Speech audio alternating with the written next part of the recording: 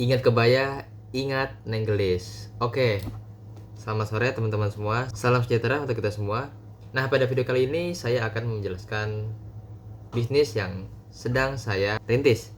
Dimana pada beberapa kesempatan lalu kami sudah mempresentasikan sebuah studi kelayakan bisnis, yaitu adalah sebuah bisnis di bidang fashion. Ya, apa itu? Bisnis kami adalah kebaya. Ya, kita tahu dalam industri kreatif tercatat di tahun 2024 itu pendapatan negara didapat dari hasil fashion ada di angka 225 triliun. Nah, ini berarti ada kontribusi sekitar 17,6%. Nah, dalam pemasaran, ya, ini yang akan mau saya kembangkan dalam sebuah studi kelayakan bisnis tersebut. Kita tahu industri di Indonesia ini sangatlah banyak. Kenapa sih kita memilih kebaya? Karena memang kebaya sendiri adalah salah satu khasnya Indonesia. Nah, kita tahu kalau zaman dahulu di Jawa itu identik dengan kerajaan. Nah, kerajaan tersebut biasanya banyak sekali yang memakai kebaya. Salah satunya adalah anak raja dari istana. Nah, pada kali ini saya Fakih Zikir Abdul Karim ingin mengembangkan dari aspek pemasaran. Oke, bicara sebuah pemasaran, ini nggak jauh-jauh dari namanya gimana sih supaya caranya kita sebagai owner bisa mendatangkan customer kembali, ya, atau yang biasa disebut revisit intention. Nah, revisit intention juga bisa diciptakan dengan customer satisfaction. Customer satisfaction atau kepuasan seorang pelanggan itu bisa didasari oleh 5 hal. Ya, 5 hal. Jadi menurut Irwan Hadi di 2003 pada bukunya yang berjudul Indonesia Experience Satisfaction, di mana beliau ini menjelaskan 5 aspek indikator yang membuat pelanggan itu merasa puas, ya, atau melakukan revisit intention kembali. Apa itu? Yang pertama ada kualitas produk. Oke, kualitas produk ini selanjutnya ada harga. Yang ketiga ada yang namanya pelayanan. Selanjutnya ada emosional, dan yang terakhir adalah mudahnya proses akses pembayaran. Kita mulai dari emosional. Mengapa dalam sebuah bisnis kita harus bangun dari emosional? Nah, emosional dalam sebuah bisnis ini bukan berarti kita marah-marah, teman-teman. Emosional di sini adalah membangun supaya customer itu bisa aware sama produk kita. Nah, dari review intention tadi kita tahu ada experiment certification, ya. Nah, apakah suatu produk yang bagus itu akan menciptakan orang beli kembali? Jawabannya bisa iya, bisa juga tidak. Tapi yang sudah saya amati selama 5 tahun berkarir dalam digital marketing, di sini ada faktor lain yang ternyata bisa menjadi penghubung antara experiment certification atau pelayanan pelanggan terhadap minat beli kembali, yaitu adalah citra yang baik dan image yang baik serta adanya konten. Nah, citra yang baik ini bisa kita bangun dengan kesadaran emosional. Salah satunya, teman-teman, dalam menawarkan sebuah bisnis, yang pertama kita coba jangan bikin suka bingung konsumen. Nah, ini khususnya bagi para sales. Kadangkala ketika konsumen itu nanya, "Mas, aku pengen kondangan nih besok." Ya, oke, saya catat. Besok mau kondangan. Nah, jangan bikin konsumen itu nanya lagi ke kita, "Kira-kira aku pakai baju yang mana?" Dan si bisnis owner ini malah bingung sendiri. Itu jangan, kalau bisa dihindari. Karena itu menunjukkan ke profesional kita sebagai sales. Maka pilihkan dia baju. Ya, contoh, kalau dia pengen kondangannya di malam hari, kasih baju yang ngejreng. Warnanya apa? Warnanya bisa biru, ya, kuning, dan merah. ya, agar terlihat anggun. Namun apabila dia kondangannya di siang hari, ya, kasih warna yang kalem. Contoh warna kalem itu kita juga tahu ada warna hitam dan warna putih. Itu warna-warna kalem. Oke, selanjutnya. Nah, kalau misalkan nanti konsumen ini bingung. Oke, selanjutnya kita masuk ke masih bahas tentang emosional ya. Jadi selain tadi kita sudah bahas pemilihan warna biar konsumen itu nggak bingung, kita juga harus punya empati, teman-teman. Oke, selanjutnya di sini akan saya ajarkan tentang empati. Nah, jadi jangan lupa nih ya, teman-teman, walaupun memang bisnis ini, walaupun ketika bisnis kita sudah laku, bukan berarti itu adalah hal yang bagus gitu ya. Karena dalam sebuah bisnis orang itu sukanya dipuji, teman-teman. Ya, ketika nantinya udah dipilihkan baju tersebut, jangan lupa puji dia. Dengan cara apa? Dengan cara, oh kakak pakai baju warna biru sudah lebih cantik saat ini, kakak lebih terlihat muda, dan lain sebagainya yang berupa pujian. Tak lupa ucapkan terima kasih. Dan ini yang paling penting, kadang-kala orang lupa terima kasih. Nah, maka jika ingin diperlakukan dengan baik, maka perlakukan orang juga dengan baik. Nah, terima kasih di sini maksudnya apa? Ketika dia udah order pada produk kita boleh sih, sangat boleh gitu berterima kasih untuk customer ini.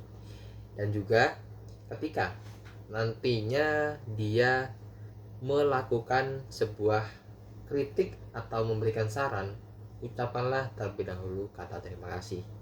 Nah, jadi yang mau saya kembangkan dalam bisnis ini adalah sebuah eksperimen staycation. Jadi pengalaman pelanggan. Apa gunanya sebuah bisnis yang besar tapi nggak punya pelayanan yang baik atau etika yang baik? Oke, yang terakhir jangan lupa follow up. Nah, ini penting ya. Udah beli, bagus nih, udah terima kasih juga gitu ya, tapi jangan dilupain yang namanya follow up atau chat ulang kembali di suatu saat. Jadi kirimkanlah customer itu pesan ya, kirimkanlah request baju-baju yang memang terbaru ya, up to date gitu ya, supaya customer ini dia nggak ketinggalan sama apa yang sedang kita punya ya, di dalam toko. Nah, ini juga yang saya lakukan dalam bisnis lain, dan ini terbukti signifikan memiliki pengaruh yang positif terhadap revisit intention atau minat ulang beli kembali. Karena jika orang kita follow up, itu artinya kita masih menyimpan kontak mereka, dan customer biasanya itu akan lebih merasa dihargai jika mana kita memfollow up, dan ini juga bisa menjadi sebuah bentuk aware customer juga kepada kita. Karena ketika kita sudah simpan nomornya, maka itu artinya kita ingin berteman dengan customer tersebut gitu. Nah, selanjutnya kita masuk ke ranah kualitas produk. Nah, lagi-lagi nih ya, kualitas produk juga perlu dibangun, teman-teman. Salah satunya dengan cara memilih produk yang bagus dan sesuai dengan minatnya customer. Jangan sampai kita memberikan barang-barang yang kurang bagus. Seperti contoh dalam indikator yang ada di bukunya Philip Kotler tahun 2012, itu dia mengutip bahwasanya ada 5 ya. Yang pertama ada daya tahan, estetika produk, kesesuaian, keandalan, serta keistimewaan sebuah produk. Nah, oke, kita mulai dari daya tahan. Nah, daya tahan di sini maksudnya kita kasih waktu ini produk akan rusak di berapa kali pakai. Karena kadangkala kita menjual sebuah jasa pengennya itu untung, tapi melupakan aspek penting yang lainnya, yaitu adalah aspek pelayanan, aspek cross check atau customer service. Nah, di sini salah satu service yang kita bisa lakukan adalah dengan pengecekan ulang produk yang sudah kita beli, baik yang sudah lama maupun yang sudah baru. Diharapkan supaya konsumen ketika menyewa dan produk itu bisa tetap bagus dipakai. Jangan sampai kita mengecewakan konsumen dengan produk yang kurang baik. Selanjutnya ada keandalan produk. Nah, keandalan produk di sini maksudnya adalah resiko mitigasi dari kecacatan produk. Nah, kadang-kala kalau kita jualan itu ya, itu apalagi yang berhubungan dengan fashion dan ini juga sewa jasanya, maka kita perlu yang namanya cross check ulang nih gitu ya, apakah ini produk akan berpotensi cacat ketika di tangan konsumen. Nah, itu jangan sampai terjadi teman-teman. Nah, di sisi lain juga nggak lupa adalah suatu keistimewaan. Nah, keistimewaan adalah hal yang sangat unik, maka tiap brand owner perlu yang namanya memikirkan dari produk yang mereka jual. Nah, di sini kita memakai sebuah custom dalam sebuah kebaya. Jadi ada jasa customnya teman-teman ya. Nah, bagi teman-teman yang mau custom, itu adalah sebuah hal yang unik di dalam bisnis kami. Karena dengan adanya custom, teman-teman bisa berekspresi dengan sesuai apa maunya teman-teman ya. Jadi request teman-teman jatuhnya. Nah, yang terakhir ini ada estetika. Nah, estetika di sini ini juga termasuk list produk yang kita tawarkan. Contoh, saya itu menjual kebaya kutu baru. Nah, kutu baru ini tuh cocoknya tuh buat apa sih gitu ya. Nah, ini nanti kalau konsumen nanya, ya saya pengen beli kebaya, saya pengen sewa kebaya. Kebayanya kita tanya dulu ya, kira-kira kebaya ini untuk acara formal, untuk wisuda, atau untuk acara yang lainnya. Maka jika konsumen ini menanyakan untuk wisuda, maka kita bisa tawarkan di kutu baru ya. Tapi ya kalau dia pengennya acara formal, kita bisa tawarkan di kebaya peplum. Nah, ini lebih cocok untuk formal. Tapi jika dia pengen menghadiri sebuah festival budaya ya, kita tawarkanlah janggan kebaya ya. Dah, tak lupa di sini saya akan menyampaikan juga ada yang namanya, oke, selanjutnya ada indikator harga. Nah, harga sendiri ini harus disesuaikan dengan kualitas produk yang ditawarkan. Jangan sampai nih kita jual produk dengan baik, secara pelayanan udah oke, dan kualitas sudah bagus, tapi harganya ini terlalu kemahalan gitu ya. Nah, itu kalau bisa dipikir ulang gitu ya sebelum menentukan sebuah harga. Karena kalau kita lihat dari culture budaya kita, kebanyakan nih harganya itu mahal sedikit tuh konsumen langsung lari teman-teman. Nah, ini kan juga relate ya sama teman-teman juga ya kalau ketika memilih produk atau barang. Nah, tentunya kita di sini memberikan sebuah harga yang wajar sesuai servis yang kita berikan gitu ya. Jangan sampai nih harga yang kita tawarkan ini terlalu mahal padahal kualitasnya nggak segitu mewah gitu ya. Jadi kita harus fleksibel gitu teman-teman. Dan juga jangan lupa nih juga liatin kompetitor kita ya. Jadi kompetitornya nawarin biasanya berapa. Kalau bisa, kalau pengen lihat harganya, kita jangan terlalu mahal dari kompetitor kita. Jadi kita lebih nawarin servisnya gitu ya. Oke, nggak lupa adalah kualitas pelayanan ya. Oke, nah pelayanan sendiri ini kita juga tahu ya teman-teman ya, yang lagi nonton khususnya. Nah, orang itu pengen itu dilayani teman-teman, dilayani dengan sepenuh hati gitu ya. Nah, pelayanan yang kita bisa berikan ya, kita contohkan yang pertama, bilang terima kasih ketika sudah membeli atau order, dan terima kasih juga ketika sudah memberikan sebuah saran atau masukan atau kritikan pun sekalipun, itu juga kita harus ucapkan pertama-tama terima kasih. Yang ketiga adalah pembayaran yang cepat. Jangan lupa kita dari aspek pembayaran. Nah, jangan sampai nih business owner ketika lagi ngelayanin orang itu kebingungan gitu dalam pembayaran gitu ya. Ini sering kita temui di masyarakat di sekeliling kita ya.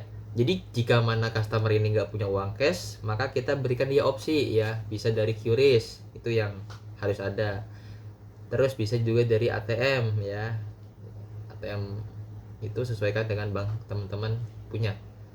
Yang ketiga ini bisa dari pembayaran via Dana. Ini udah umum banget gitu teman-teman ya. Pastinya dong setiap teman-teman ini mayoritas selaku pembisnis itu punya aplikasi Dana, itu wajib ya kalau hukumnya bagi kita selaku business owner. Jangan sampai cuma gara-gara ribetnya pembayaran ya, itu customer lari ke tempat sebelah, itu kan nggak enak ya kayaknya ya. Ya, jadi untuk pembayaran itu kalau bisa tolong, amat sangat tolong ya business owner dipermudah. Oke, supaya mudah customer dalam melakukan transaksi atau pembelian ke kiosnya teman-teman atau tokonya teman-teman.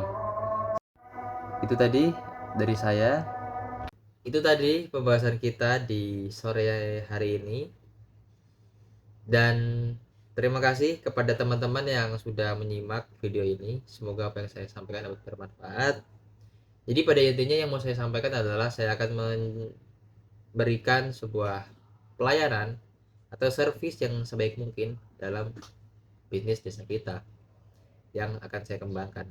Karena apalah citra yang bagus, yang besar ya, apalah konten yang bagus kalau kita tidak memiliki pelayanan yang maksimal dan membaik. Maka dari itu pesan dari saya, perbaikilah kualitas pelayanan kita supaya bisnis kita cepat bertumbuh. Dengan begitu konsumen akan lebih percaya terhadap bisnis kita. Itu tadi yang dapat saya sampaikan. Saya Fakih Sirapi Karim dari owner Kebayan Enggelis. Mengucapkan terima kasih dan Assalamualaikum warahmatullahi wabarakatuh.